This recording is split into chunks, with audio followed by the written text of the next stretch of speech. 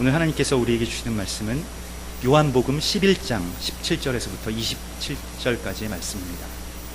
요한복음 11장 17절에서부터 27절까지의 말씀입니다.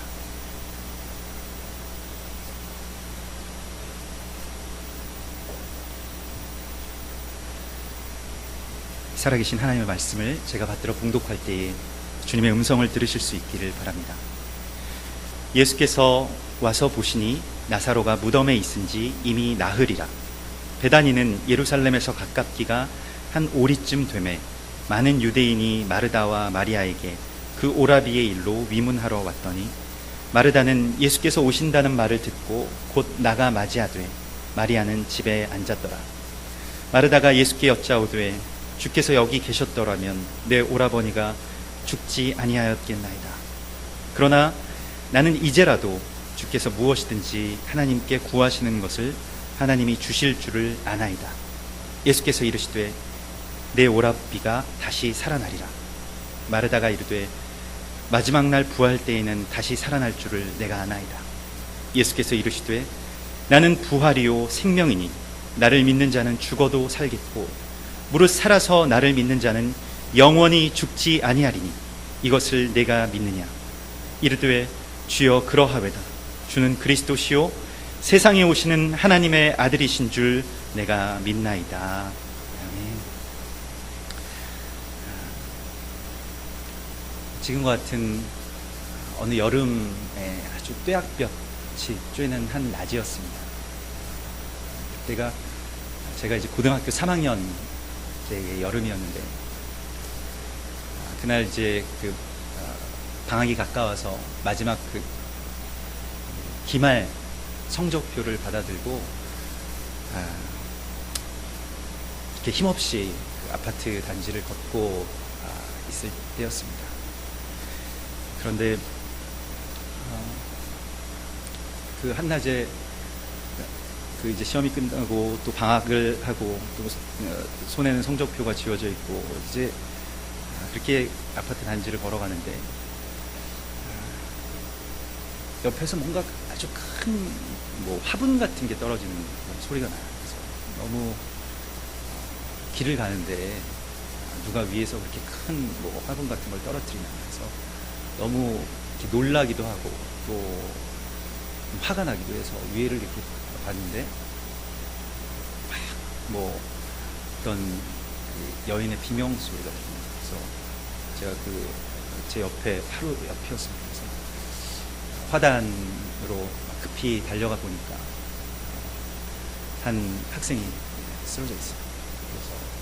그래서 아주 황망한 마음에 그 학생을 이제 들쳐 안고 지나가는 아무 차나 세워서 반포의 성모병원으로 이제 출발을 했습니다.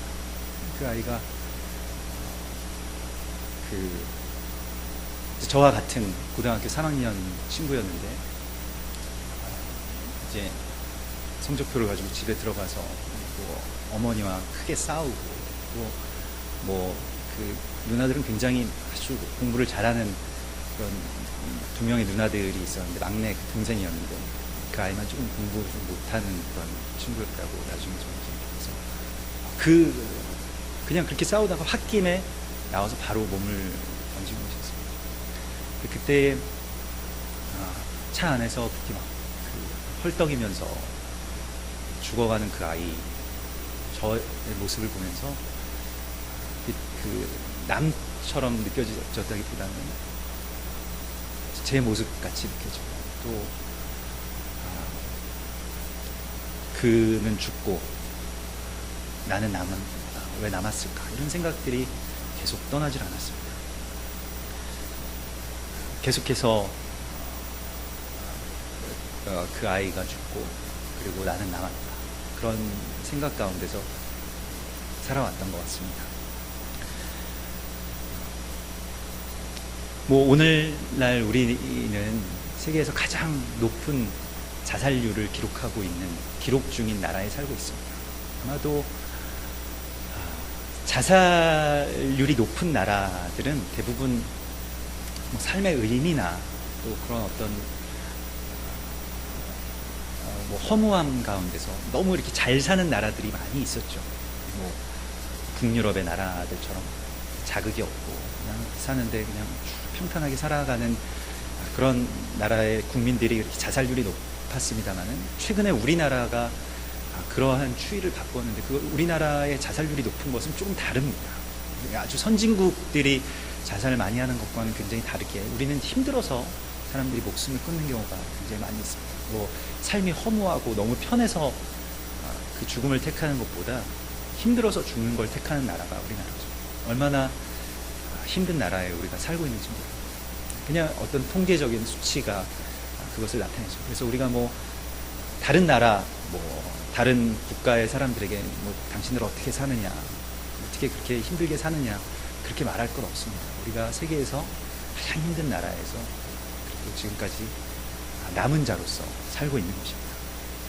오늘 우리 찬송가도 그렇고 오늘 말씀의 본문도 그렇고 장례식장에서 주로 많이 부르고 또 많이 설교의 본문으로 택하여지는 그런 말씀이죠. 우리나라 전체가 마치 거대한 장례식장처럼 그렇게 되어 있고 그리고 그러한 나라 가운데서 우리가 살아갑니다. 그래서 오늘 이 본문의 말씀 또 우리의 찬송 이러한 말씀들이 오늘 우리에게 주시는 아주 특별한 의미가 있을 줄 믿습니다. 죽은 나사로가 살아난 사건은 정확하게는 부활의 사건이 아닙니다. 왜냐하면 나사로는 죽은 지 나흘 만에 시체로 있다가 살아났지만은 그러나 그는 훗날에 다시 죽었기 때문입니다. 그래서 부활이라는 것은 살아난 이후에 예수 그리스도처럼 영원히 죽지 않는 그 생명으로 들어가는 것을 의미합니다. 그럼에도 불구하고 오늘 성경은 예수님께서는 여기에서 부활을 선포하십니다. 그리고 우리가 부활에 대해서 오해하고 있는 부분들이 있다는 것입니다. 그것은 무엇이냐면 우리가 부활이라는 것이 죽은 뒤에 다시 사는 그러니까 훗날에 우리에게 있을 사건으로 믿고 그렇게 살아간다는 것이죠. 그러나 예수님께서는 여기서 우리에게 그러한 일에 대해서 말씀하시기 위해서 나사로의 사건을 통해서 우리에게 메시지를 주시는 것이 아닙니다. 그것보다 더 큰 의미가 있는데 그것은 무엇이냐면 중요한 것은 그것보다 더 중요한 것은 물론 훗날에 우리가 죽은 뒤에 다시 그 죽음을 이기고 살아날 것을 믿지만은 그러나 더 중요한 것은 지금 깨어있는 지금 남아있는 자인 우리가 어떻게 이 삶을 살아갈 것인가에 대한 깨달음을 주님께서 우리에게 주시기를 원하시는 것입니다. 다른 말로 이것은 부활이라고 하는 것은 죽음을 넘어서는 삶의 이야기입니다. 죽은 이후에 벌어지는 일이 아니고 죽음을 넘어서는 삶에 관한 이야기입니다. 그래서 이것은 우리 남은 자들이 어떻게 살아야 하는가에 대한 이야기이고 더 정확하게 말씀드리자면 오늘 우리가 부활을 사는 것에 대한 이야기입니다. 설교의 제목처럼 말입니다. 그렇다면 부활을 산다는 것은 무엇일까요? 어떻게 우리가 부활을 살 수가 있을까요? 오늘 이 본문의 말씀, 특별히 오늘 우리가 읽은 17절부터의 말씀은 한 남자의 완전한 죽음에서부터 시작이 됩니다. 죽은 지 나흘이 지나서 썩은 냄새가 진동하는 한 사람의 이야기로부터 오늘 이 나사로의 이야기가 시작이 됩니다. 예수님은 오늘 우리 이 본문에 들어가 있지는 않지만은 11장 6절에서 예수님은 이 남자가 완전히 죽기를 기다리십니다. 병이 들어서 거의 죽게 되었다고 하는 그런 소식을 들으셨는데 그때 급하게 달려오셔서 병든 나사로를 치유해 주시는 것은 굉장히 쉬운 일이었겠습니다만은 주님께서는 오늘 나사로가 죽을 때까지 기다리십니다.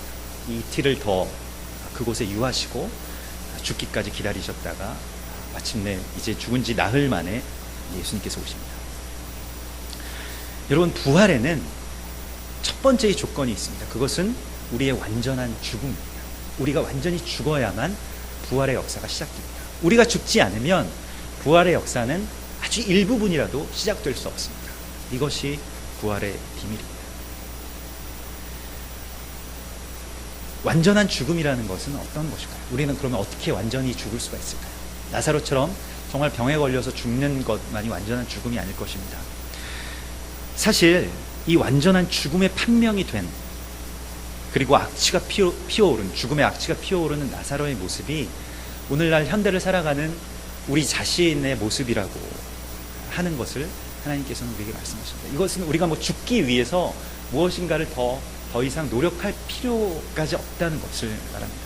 그 유진 피터슨이라고 하는 미국의 몬테나에 있는 아주 유명한 목회자이고 또 목회자들의 목회자라고 불리우는 그 유명한 신학자이자 목회자가 있습니다. 그는 자신의 평생 그 목사라고 불러주는 것을 가장 좋아했는데요.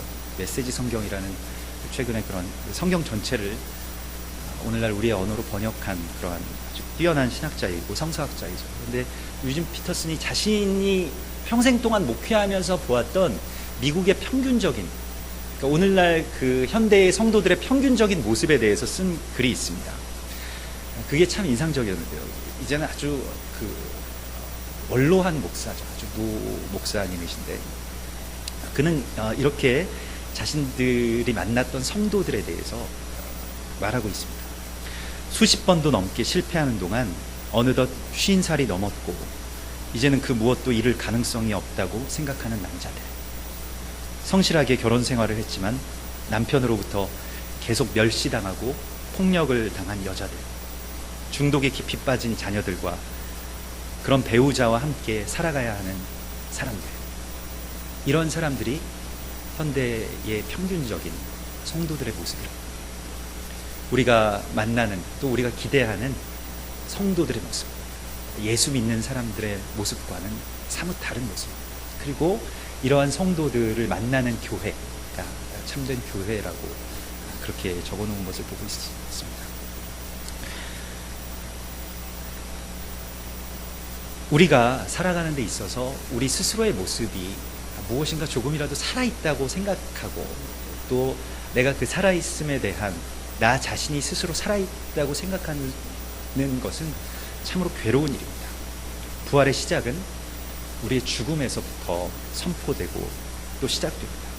또 우리가 스스로 완전히 죽은 자임을 자각하고 그리고 선포하는 것이 부활을 살아가는 시작입니다. 더 나아가서 여러분, 우리는 참으로 복되게도 완전히 죽을 권리가 있습니다. 예수님의 십자가의 죽음은 예수님의 한 개인의 죽음이 아닙니다. 그것은 내가 완전히 예수님과 함께 죽었음에 대한 선포였습니다. 몇 년 전에 노무현 대통령이 자살을 해서 죽었습니다. 검찰의 소환을 받고 여러 가지의 어떤 그 검찰에서 기소한 내용들이 있습니다. 근데 그분이 이 세상에서의 생명이 끝나는 순간 검찰은 기소했던 모든 내용들, 그 기소와 그 법정에 제출하는 그 죄에 대한 어떤 증명되는 서류들만 해도 엄청났을 것입니다. 그것들이 한순간에 폐기됩니다. 왜 그랬을까요? 기소할 대상이 없어집니다. 우리가 사람이 죽으면 기소할 대상이 없어지죠. 사단은 마치 검찰처럼 우리의 죄를 기소합니다. 하나님께 계속 기소하고 또 우리 스스로에게 계속 기소하죠. 그래서 사단의 다른 이름은 참소하는 자라는 이름을 가지고 있습니다. 그런데 우리가 이미 죽었기 때문에 사단은 더 이상 기소할 권세를 잃은 것입니다. 그것이 예수님의 죽음의 핵심 중의 핵심입니다. 예수님께서 죽으신 다음에 그 계시록에 보면, 그래서 예수님께서 하늘나라에 올라가셔서 죽으신 뒤에 승천하셔서 행하신 일은 밤낮으로 우리 성도들을 기소하던 자들, 참소하던 자들을 거기서 내쫓으셨다고 말씀하십니다. 너희는 이제 기소권이 없다는 것이죠. 왜냐하면 내가 그들과 함께 죽었기 때문입니다. 갈라디아서 2장 20절은 이 권리에 대해서 이렇게 기쁨으로 선포하고 있습니다. 내가 그리스도 예수와 함께 십자가에 못 박혀 죽었나니 그런즉 이제는 내가 산 것이 아니오 오직 내 안에 그리스도 예수가 사신 것이라. 이것이 예수의 십자가를 믿는 자들의 권리입니다. 십자가에서 죄인된 내가 죽었습니다. 십자가에서 연약한 내가 죽었습니다. 십자가에서 실패한 내가 죽은 것입니다. 십자가에서 유혹에 넘어가는 내가 죽은 것입니다. 십자가에서 중독에 시달리는 내가 이미 죽은 것입니다. 이미 죽었기 때문에 우리는 부활을 살아갈 수 있는 것입니다. 이러한 완전한 죽음의 권세를 주신 주님을 찬양합시다. 우리가 죽기까지 그리스도 예수께서 기다리셨고, 그리고 우리가 이 십자가의 죽음을 선포할 때까지 예수님께서 머무십니다. 그리고 우리가 마침내 나는 예수와 함께 십자가에서 죽었습니다 라고 선포할 때 예수의 부활의 역사가 내 안에서 시작됩니다. 완전한 죽음을 선포하는 것, 그것이 우리의 권세인 것입니다.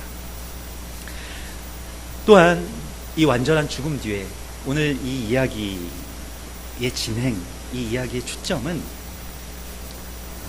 두 자매에게 맞춰집니다. 예전에 그 주일학교에서 이 나사로 이야기라는 연극이 이제 공연이 됐는데, 이제 나사로 이야기를 한다. 그래서 주보의 아이들에게 그 연극에 출연할 배우들을 모집한다고 해서 어떤 아이가 제가 하겠습니다. 선생님에게 찾아가서 자기가 주인공이 되고 싶은 마음에, 선생님 저는 꼭 정말 이번에는 나사로 역할을 하고 싶습니다 라고 말했더니, 그래서 그러라고, 나사로 역할 좋지, 나사로 이야기니까 네가 나사로 역할 하라고. 그래서 집에도 이야기하고 가족들이랑 뭐 다 나사로 역할 한다고 참 좋아해서 그날 왔는데, 그 아이가 등장하는 것은 한참 모든 이야기들이 다 끝나고 나중에 무덤 속에서 붕대를 감고 좀비처럼 나오는 그 장면, 한 장면이었다. 대사도 한마디도 없고, 예수님이 나사로야 나오라 할 때 천천히 걸어 나오는 역할이었다는 것이죠. 여러분, 오늘 이 본문에서 주인공이 누구일까요? 주인공은 나사로가 아닙니다. 우리가 나사로가 죽었다가 살아난 것에 초점을 맞추는 것이 아니라, 오늘 이 이야기의 초점은 마르다와 마리아, 이 자매에게 초점이 맞춰져 있습니다. 이들이 부활을 살아가는 사람들의 어떤 모형인 것입니다.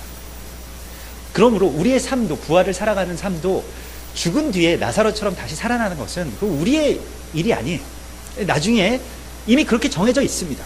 그러니까 그렇구나, 그것은 그냥 덮어놓읍시다. 그리고 지금 살아있는, 그리고 지금 남아있는 이 마리아와 마르다의 이 이야기 속에서 부활을 살아가는 사람들의 어떤 핵심을 발견해야 됩니다. 이들에게 임한 이 부활의 이야기는 실제로 예수님의 부활의 모형이 됩니다. 그리고 실제 예수님께서 부활하시던 그날 새벽, 그 아침에 부활하신 예수님의 소식을 가장 먼저 듣고 가장 먼저 부활하신 예수님을 만난 사람이 바로 마리아죠. 막달라 마리아입니다. 그러므로 이 마리아, 이 두 자매는 부활과 아주 깊은 연관이 있습니다. 오늘 마르다는 예수님이 오신다는 소식을 듣고 이 죽음의 자리, 나사로를 장례하는 이 죽음의 자리에서 마을 밖으로 예수님을 맞이하는 자리로 나아갑니다. 그 장례식장에 머물지 않고 예수님을 맞이하는 자리로 나아갑니다. 여러분, 이것이 예배입니다. 우리가 우리의 삶의 어떤 그 죽음의 부분, 실패의 부분, 또 무엇인가 부족하고 안 되는 부분들을 계속해서 보고 계속해서 머물러 있고, 왜 그것이 안 될까? 왜 이것이 이렇게 됐을까? 왜 이런 슬픈 일들이 생겼을까? 하고 머물러 있는 것은 장례식장에 머물러 있는 마르다의 모습과 꼭 같은 것입니다. 그런데 우리는 쉽게 거기에만 집중하게 되죠. 왜 이 일들이 잘 안 됐을까? 왜 내가 실패했을까? 왜 이 일이 이렇게 엉망으로 되었을까? 이런 생각 가운데서 빠져나오기가 참 어렵습니다. 그러나 예배는 그것을 다 뒤로 하고 그것을 내버려 두고 예수님이 계신 마을 바깥으로 나가는 것이 예배입니다. 오늘 우리가 우리의 집, 우리의 생각, 또 우리의 걱정, 우리의 두려움, 우리의 연약함과 실패의 생각 가운데서 빠져나와서 이 예배의 자리, 이 예수님이 계시는 이 자리로 나온 것, 이것이 바로 예배인 것이고, 이것이 바로 부활을 사는 것의 핵심인 것입니다. 그리고 마르다는 고백합니다. 주님께서는 이제라도 무엇이든지 하실 수 있음을 내가 믿습니다 라고 고백합니다. 예배의 고백이죠. 예배에 나온 사람들의 소망은 이제라도 사람들이 다 실패했다고 여기고 사람들이 이미 죽었다고 판명했어요. 이미 끝이라고 이야기합니다. 이미 더 이상 누가 오든지 간에 예수님이 오셔도 이 일은 안 될 것이다 라고 하는 그 상황 가운데서 뭐 우리의 나이나 또 우리의 현실이나 우리의 지금 환경이나 모든 처해 있는 상황들이 다 우리가 내가 죽었음을 판명했지만은 그럼에도 불구하고 주님, 이제라도 주님께서는 무엇이든지 하실 수 있음을 믿습니다 라고 고백하는 것이 예배입니다. 여러분, 이 고백을 주님께 드리시길 바랍니다. 주님이 끝났다고 하시지 않으면 끝난 것이 아니에요. 사람들이 다 평가하고 사람들이 다 죽었다고 끝났다고 이야기해도 그것은 끝이 아닌 것입니다. 예배자라는 것은 그것에 대해서 선포하는 것입니다. 부활에 대해서 선포할 수 있는 힘이, 권세가 우리 가운데 이미 있는 것입니다. 그래서 오늘 우리가 이 예배 가운데 이와 같이 고백하는 것, 이제라도 주님께서 하실 수 있습니다 라고 고백하는 것이 부활을 사는 것입니다. 이 고백으로 주님께 나아가시기 바랍니다. 그녀는 이 고백의 자리에서 놀라운 부활에 대한 선포를 만나게 됩니다. 아주 유명한 구절이죠. 나는 부활이요 생명이요 나를 믿는 자는 죽어도 살겠고 또한 살아서 나를 믿는 자는 영원히 죽지 아니하리니 이것을 내가 믿느냐. 우리에게 주님께서 말씀하십니다. 내가 정말 부활을 믿느냐. 여러분, 우리가 부활을 아는 사람들은 많지만 부활을 실제로 믿고 부활을 살아가는 사람들은 극히 드뭅니다. 예수님께서도 부활하신 이후에 모든 제자들에게 예수님 부활하셨다는 소식이 다 알려졌지만 그러나 부활을 믿고 찾아온, 예수님을 찾아 나선 사람들은 없었어요. 아, 부활하셨구나. 그런데 그게 뭐? 내 삶은 그냥 나는 다시 업으로 돌아가서 그냥 허무함의 그물을 던져야 되겠다. 그냥 이렇게 살고 있지 않습니까? 우리는 부활을 그냥 아는 자가 아니라 부활을 믿고 살아가는 자가 되어야 된다는 것입니다.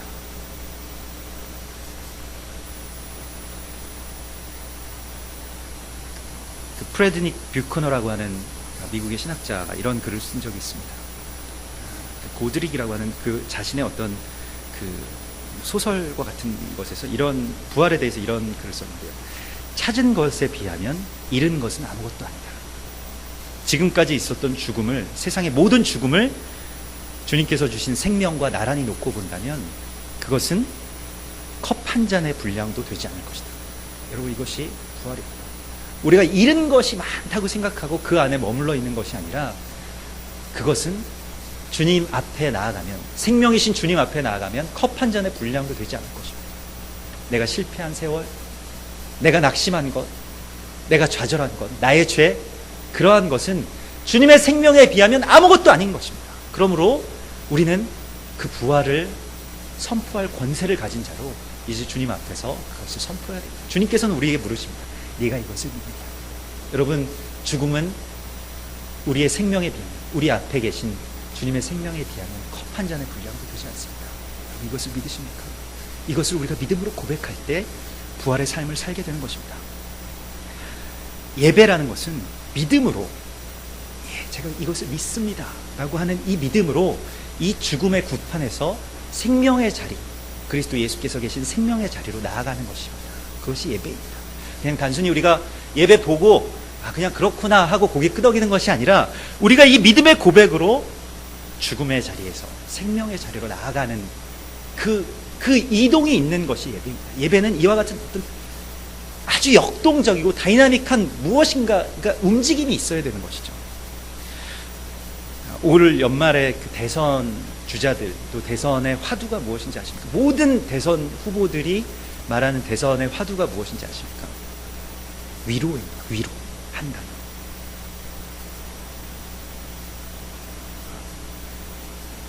내가 대통령이 되면 당신들을 위로해 주겠다는 것입니다. 그러나 우리는 알죠.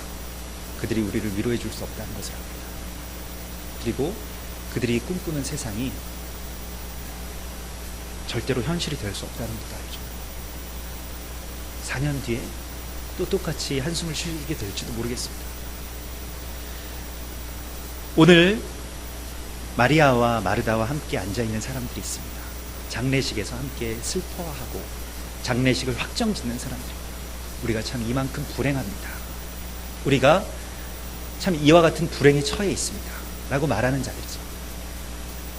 오늘 이 요한복음 11장에서는 장례식에 유대인들이 앉아있다고 이야기합니다. 이것은 또한 좀 깊은 어떤 예언적인 예표도 있는데요. 유대인들은 지금도 계속 상복을 입고 다닙니다. 그 유대인들 이스라엘의 어떤 사진들을 보시면 통곡의 벽 앞에서 아주 검은 이 머리 끝부터 발끝까지 그 더운 나라에서 아주 두껍고 검은 옷을 입고 이렇게 통곡의 벽 앞에서 계속 통곡하면서 기도하는 사람들의 모습이 유대인들이죠. 그래서 아주 예언적인 예표인데 이미 부활이신 생명이신 그리스도 예수께서 그들 앞에 계심에도 불구하고 그것으로 나가지 못하고 그저 슬픔의 자리에 머물러 있는 자들의 모습을 말합니다. 실제적으로도 유대인들의 모습을 말하기도 하고. 여러분, 위로는 함께 슬퍼하는 데 있지 않습니다. 그것을 극복하는 데 있는 것이죠. 이 나라의 진정한 위로, 우리의 한 개인의 진정한 위로, 우리 가정의 진정한 위로, 이 실패와 슬픔에 대한 진정한 위로는 함께 우리 이만큼 정말 불행합니다라고 함께 공감하는 데 있지 않고 그것을 넘어서는 생명이신 그리스도 예수께 있는 것입니다. 부활이신 예수께만 있는 것입니다. 나는 부활이요 생명이니, 예수님께서 당신을 부활이요 생명이라고 말씀하십니다. 그 예수님께로 나아가는 것, 여기에만 위로가 있는 것입니다. 여러분, 이 나라의 진정한 위로와 소망은 예수님께 있습니다. 우리가 예수님 앞으로 다시 나아갈 때에만 진정한 위로가 있고 진정한 소망이 있을 것입니다. 대통령을 누가 뽑는가? 대통령을 누가 되느냐? 국회의원이 누가 되느냐? 그러한 것이 자칫 위로의 실체라고 생각하지만 그것은 허상이죠. 우리 온 나라가 다시 주님 앞으로 나와서 예배할 때, 다시 예전처럼 여의도 광장에서 또 종합운동장에서 함께 다 모여서 거리에서 주님을 예배하는 그 국민들의 움직임이 있을 때 이 나라는 위로를 받을 것입니다. 다시 살아나게 될 것입니다. 그리고 막달라 마리아는 이 부활에 대한 선포를 들었을 때 가만히 있지 않았습니다. 그렇습니다. 제가 그것을 믿습니다라고 하고 거기에 머물러 있지 않고, 막달라 마리아는 오늘 이 본문의 이후에 막달라 마리아는 다시 그 죽음의 자리, 그 장례식장에 앉아있는 자신의 동생인 마리아에게로 갑니다. 이 마르다는 마리아에게로 가서 그녀를 빼내옵니다. 이 죽음의 자리, 이 죽음의 구판에서 그녀를 빼내오죠. 예수님께서 계신다. 예수님께서 너를 부르신다. 예수님께서 계신 그곳으로 가야 된다. 라고 그녀를 빼내옵니다. 여러분, 부활이라는 것은 혼자만 살아나는 것이 부활이 아닙니다. 혼자만 어떤 좌절을 딛고 실패를 딛고 아픔을 딛고 일어서는 것이 부활이 아닙니다. 부활을 산다는 것은 사람을 살리는 사람이 되는 것, 이것이 부활을 살아가는 것입니다. 그녀는 영정 앞에 있는 지금 마리아를 빼내서 예수님이 계신 마을 밖으로 나아가게 합니다. 여러분, 이것이 전도이고 이것이 선교입니다. 사람들의 그 죽음의 자리에 앉아있는 사람들을 일으켜 세워서 주님 계신 곳으로 가게 하는 것, 이것이 전도이죠. 이것이 부활을 살아가는 것입니다. 베드로전서 2장 9절은 우리에게 이렇게 말씀하십니다. 오직 너희는 택하신 족속이요 왕과 같은 제사장들이니. 근데 그것은 왜 그렇게 우리를 택하시고 왜 그렇게 우리를 왕과 같이 부르셨냐면, 이는 너희를 어두운 데서 불러내어 그의 기이한 빛을 들어가게 하신 자의 아름다운 덕을 선포하게 하려 하십니다. 이것을 전하게 하시려는 것이 부활의 목적입니다. 그냥 내가 살아나는 것, 그것은 부활의 목적이 아니죠. 부활을 살아간다는 것은 바로 주님을 선포하는 사람이 되는 것입니다. 그래서 주님의 영이 우리 가운데 임하셔서 내가 그리스도 예수와 함께 죽고 내가 주와 함께 다시 살았으면 우리는 본능적으로 전도하게 되어 있습니다. 저는 성격적으로 이 낯가름이 좀 있고 그래서 전도하는 걸 정말 별로 이렇게 좋아하지는 않습니다. 그래서 이 수줍음이 많고 지금도 그래서 낯선 사람에게 이야기하고 이런 것을 별로 이렇게 썩 내켜하지 않는데, 예전부터 저희 어머니는 막 택시 타면 항상 그 택시 운전하시는 분한테 전도를 해요. 꼭 좀 가다가 저는 내릴 때가 다 가까우면 오늘은 안 하시나 보다 해도 꼭 하시는 거예요. 그래서 너무 막 이렇게 낯이 뜨겁고 그냥 택시 좀 편하게 타고 싶은데 택시기사가 그러면 또 태도가 좀 달라집니다. 이렇게 우리가 손님이고 그분이 기사가 아니라 왠지 우리가 막 사정하는 것 같고, 그래서 창피해서 택시기사에게 전도하는 거 창피해서 어머니랑 택시 타는 게 참 싫었었는데, 정말 주님의 큰 은혜를 받고 정말 제가 죽고 예수 그리스도와 함께 다시 살았다는 것을 체험했을 때가 있었어요. 그래서 정말 성령 안에서 그 감격 가운데서 사는데, 어느 날 정말 택시를 탔는데 놀랍게도 그 택시 기사한테 예수님이 살아계시다는 것을 전하고 싶은 마음이 견딜 수가 없는 겁니다. 정말 견딜 수가 없어요. 이게 내 스타일이 아닌데, 말할까 말까 계속 고민이 됩니다. 근데 내리기 전에 택시 기사에게 말합니다. 기사님, 예수 믿으시죠? 예수 믿으면 참 좋습니다. 제가 예수를 믿어보니까요, 너무너무 좋더라고요. 예수 믿으세요. 거실로 그냥 가시십시오. 그리고 내렸습니다. 하나님의 영이 우리 가운데 들어온다는 것은 본능적으로 우리가 예루살렘과 온 유대와 사마리아와 땅끝까지 이르러 주의 증인이 된다는 것을 의미합니다. 성령이 내 안에 들어오셔서 새로운 생명이 된다는 것은 그냥 내가 개인적으로 혼자만 사는 것이 아니라 주님의 살아계심을 전파하고 선포하는 사람이 된다는 것을 의미합니다. 이것이 부활을 살아가는 사람들의 모습인 것입니다. 그러면 오늘 본문에서 예수님은 무엇을 하실까요? 예수님은 이제 이 부활에 대해서 이렇게 행하십니다. 예수님이 행하신 일에 대해서 우리가 오늘 봐야 되는데요. 마지막으로 이것을 보겠습니다. 예수님께서는 무덤으로, 이 장례식장에 있는 모든 사람들을 데리고 무덤으로 가십니다. 그리고 무덤에서 말씀하십니다. 그 돌을 굴려놓으라. 돌을 제할 것을 명령하십니다. 돌을 제한다는 것이 어떠한 의미가 있을까요? 돌을 제한다는 것은 성경에서 아주 깊은 의미가 있는데, 그것은 무엇이냐면 굳은 마음이 제해진다는 것이고, 율법 아래에서 내가 죽었다는 것이 이제 예수의 은혜로 말미암아 다시 살아나는 생명으로 옮겨졌다는 것을 의미하는 것입니다. 이 돌을 제한다는 것은 굉장히 예언적인 예표이고 상징적인 행위인데, 여기에 대해서 잘 표현된 말씀이 구약의 에스겔서에 나옵니다. 에스겔서 19장에 보면 이런 말씀이 나오는데, 내가 그들에게 한 마음을 주고, 예수님께서 이 땅 가운데 오셔서 행하시는 일입니다. 내가 그들에게 한 마음을 주고 그 속에 새 영을 주며 그 몸에서 돌 같은 마음을 제거하고 살처럼 부드러운 마음을 주겠다 말씀하십니다. 여러분, 부활이 우리 안에서 시작되는 것은 내 안에 완악한 돌과 같이 굳은 마음이 옆으로 굴려지는 것을 의미하는 것입니다. 제거되는 것을 의미하는 것입니다. 우리는 우리의 무덤의 입구에 봉인되어 있는 그 굴을 굴려야 합니다. 그 옆으로 굴려야 돼요. 완악한 마음, 받아들이지 못하는 그 완악하고 굳어있는, 돌처럼 굳어있는 내 생각과 내 마음과 내 삶의 어떤 모든 상황 가운데서, 나는 이런 사람이야, 예수님은 이런 분이야, 세상은 원래 이런 거야 라고 딱딱하게 굳어놓았던 것들을 제거해야 되는 것입니다. 주님께서 우리 가운데 오시면 그러한 생각들, 그러한 굳은 마음들이 새살이 돋아나는 것처럼 부드러워집니다. 그리고 언제든지 변화될 수 있는 거예요. 내가 생각했던 것, 또 내가 판정했던 것, 내가 이미 심판자의 자리에 앉아서 나는 원래 이런 사람이야 라고 생각했던 그 모든 것들이 다 파괴되고 무너지는 것, 이것이 바로 부활인 것입니다.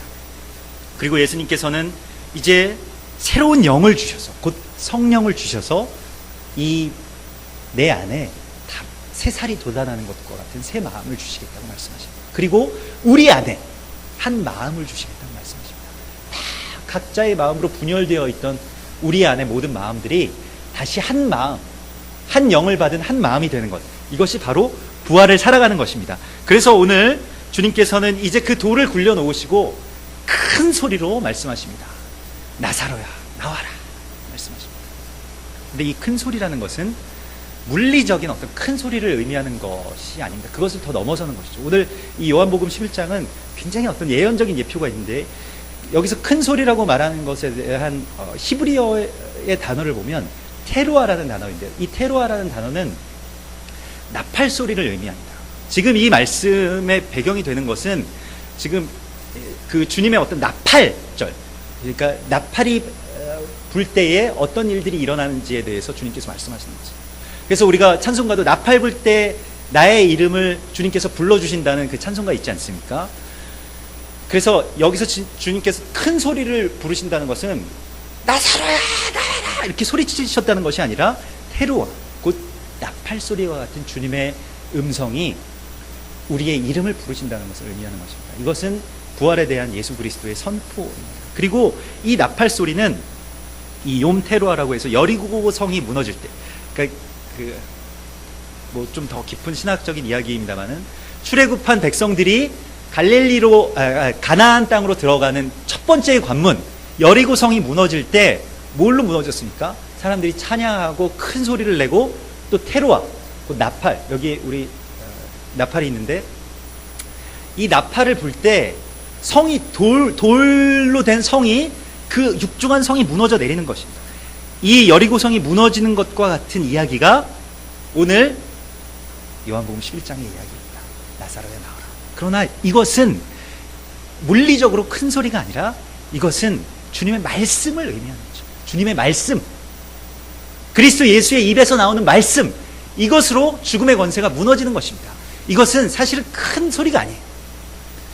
그래서 열왕기상 19장에 보면 이 세상을 변화시키는 소리가 나오는데 그걸 엘리야에게 주신 음성이었는데 엘리야가 처음에는 아주 큰 바람 소리 가운데서 하나님의 음성을 찾습니다. 그런데 바람 소리 속에 하나님의 음성은 없어요. 바람 소리만 들립니다. 그래서 두 번째로 발견한 것이 지진이 납니다. 아주 큰 지진이 나서 막 땅이 무너지는 소리가 나서 주님이 여기 계신가 보다 하고 그것을 보았는데 거기에 하나님의 음성이 없었습니다. 세 번째로 불소리가 막 납니다. 아주 큰 불의 소리가 나서 여기 하나님의 소리가 계시지 하는데 거기에 있지 않고 이 세상을, 온 세상을 바꾸는 하나님의 음성이 들려오는데 세미한 소리가 들려온다는 것입니다. 세미한 소리. 이것이 하나님의 음성입니다.